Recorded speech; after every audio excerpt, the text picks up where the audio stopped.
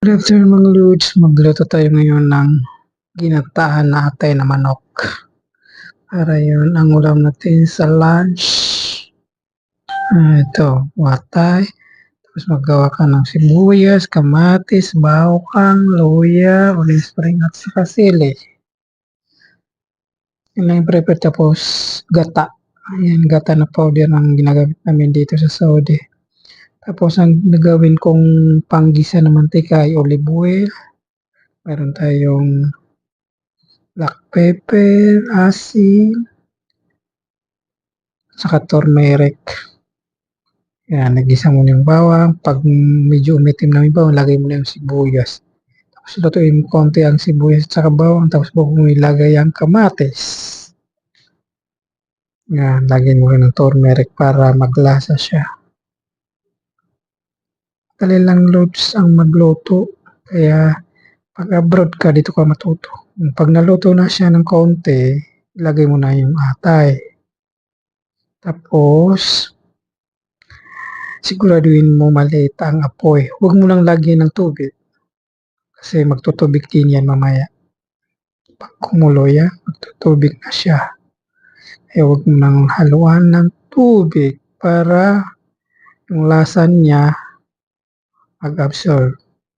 Yan, di ba? Nagtubig na siya.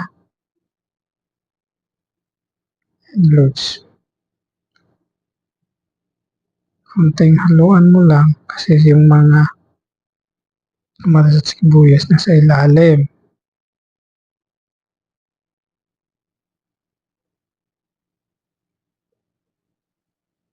Bakit na yan maluto mga loads? Pag abroad ka, tutunan mong magluto kung ano-anong mga rekado. Dahil hindi kaya kung bili sa labas na pagkain. Para makatipid, ikaw na ang magluto. Yan ang gata natin mga lods. Ihalo mo na yan.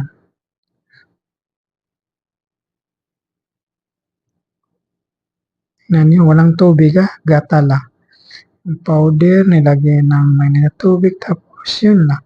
Hindi siya haluan ng tubig itong atay. Mikos-mikos mo na lang yan. Kapit na yan maluto. Tapos, turmeric, lagyan natin ng loyang dilaw na powder. Konti lang.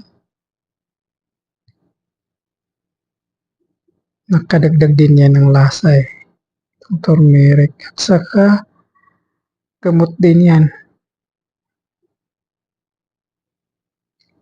Ito na yan, lods. Lagyan mo ng asin. Pag kumulo na siya, lagyan mo na siya ng asin. Tansahin mo yung asin niya. Baka umalat, patay tayo dyan. Makadagdag ka ng tubig, mawala na yung lasa. Lagay mo na yung onion spring at saka sili. Yeah. Ito na yan, lods. Tapos, konting, siguro, mga 1 minute. Para medyo ma-steam yung onion spring. Iluto na yan. Ito. Pwede na tayong mag-lunch. Kumain. Kaya, happy lunchtime mga lods. See you next time. Thank you so much sa panonood. Again, yun na konting black pepper ulit.